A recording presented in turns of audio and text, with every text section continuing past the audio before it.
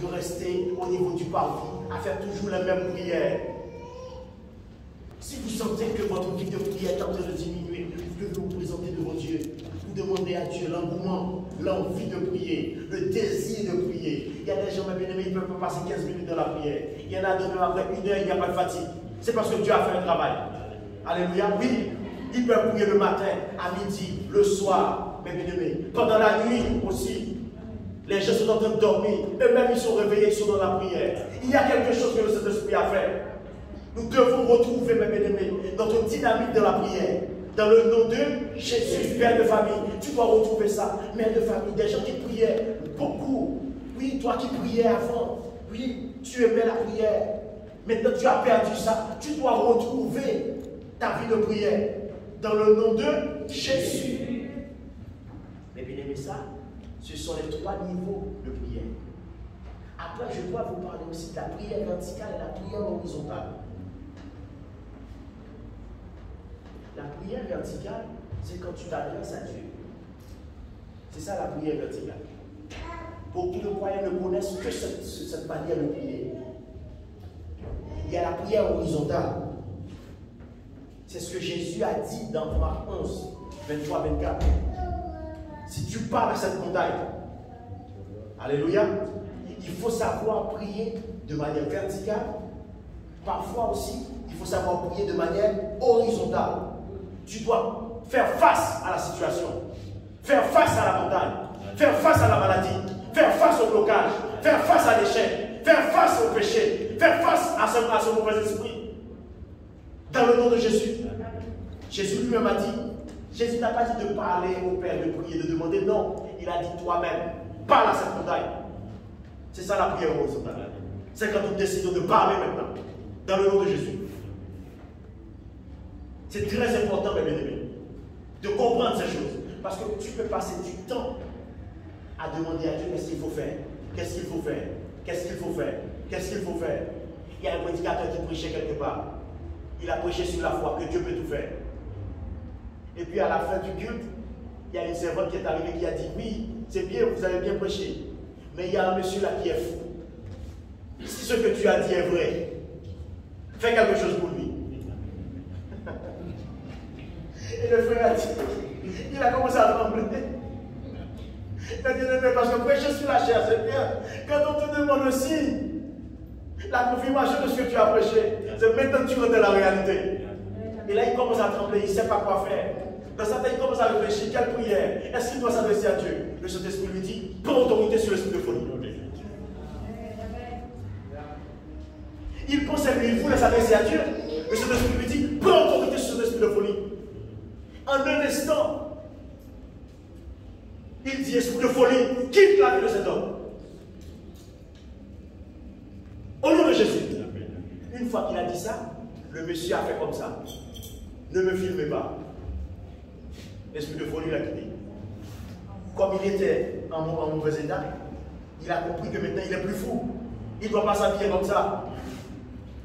Automatiquement, l'homme a été délivré. Comme il y avait des Américains qui étaient là, des missionnaires américains qui filmaient, il a compris que, comme il est là, il ne doit pas accepter que des caméras pour être ça.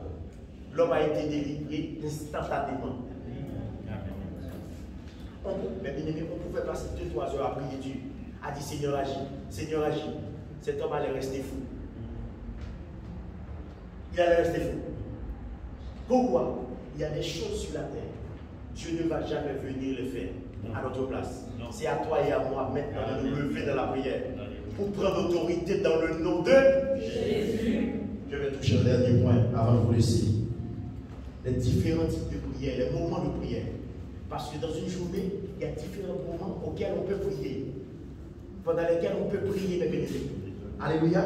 Je vais juste présenter ce point pour comprendre l'importance de prier dans une journée de 24 heures.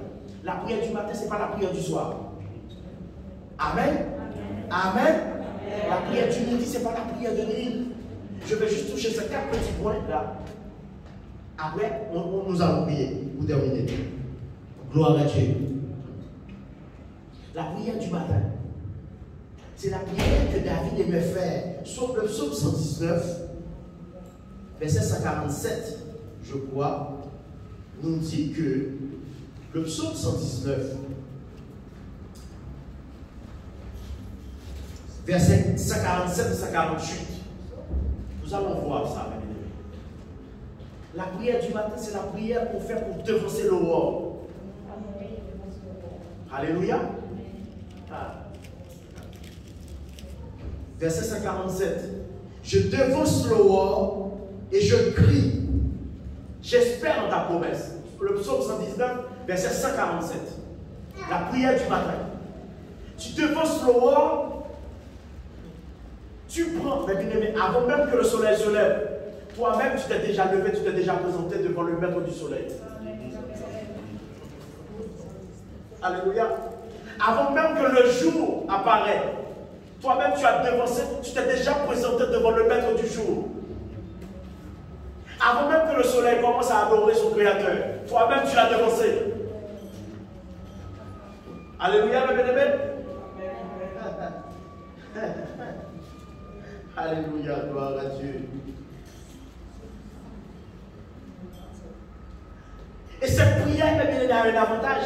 Elle nous permet de rencontrer Dieu avant de croiser le diable ou le démon. Est-ce que nous sommes ensemble ce matin? Dans une journée, tu ne sais pas combien de mauvais esprits vous pouvez rencontrer dans les transports, au travail, à la sécu, dans le cabinet médical, dans le rendez-vous, mes bien-aimés, dans la rue. Quand tu es dans la prière du matin, ça te permet de rencontrer Dieu avant d'aller croiser ces mauvais esprits et ces démons. Nous sommes ensemble? Deuxième prière, mes bien-aimés. La prière qu'on fait à midi.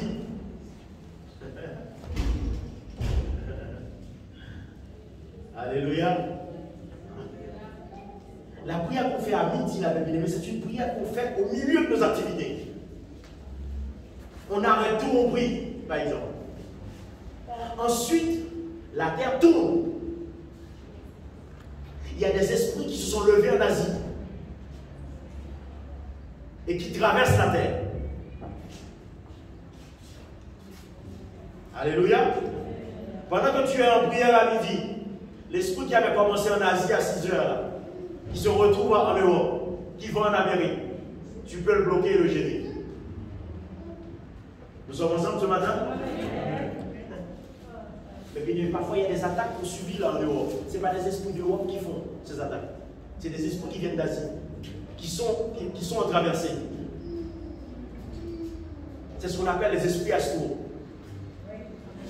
Nous sommes là ce matin?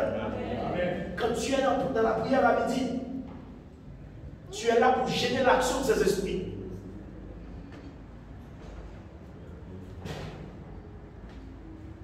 À midi.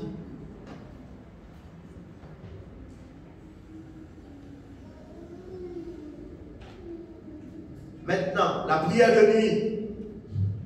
La prière de nuit, mes amis, parce que la Bible nous dit, c'est pendant la nuit que l'activité démoniaque est plus productive, plus intense, je dirais. Pendant la nuit, le monde des ténèbres est en activité. Quand les gens sont en sommeil, quand les activités s'arrêtent. Donc quand nous sommes dans la prière de nuit, c'est des prières contre la puissance des ténèbres. Alléluia. Surtout quand vous faites cette prière entre minuit et 3 heures du matin. Parce que c'est le créneau où les démons sont plus en mouvement. C'est là qu'ils font plus de dégâts. Vous voyez, il y a des gens, mais depuis le début de l'année, qui n'ont jamais fait une prière de minuit et 3 heures du matin. Par exemple. Alors que c'est le créneau le plus utilisé par les puissances démoniaques pour créer des problèmes, pour détruire la vie des gens, mes bien-aimés. Alléluia. C'est la prière de nuit. Voilà pourquoi si Dieu est là, parfois, tu dois être en prière pendant la nuit. Parce qu'il y a une activité qui se fait. Toi, tu dois être là pour gêner, déranger ça dans la prière. Ensuite, mes bien-aimés, la Bible nous dit dans le livre de Thessaloniciens 5, verset 17, qu'il faut prier sans prier sans, qu'il faut prier sans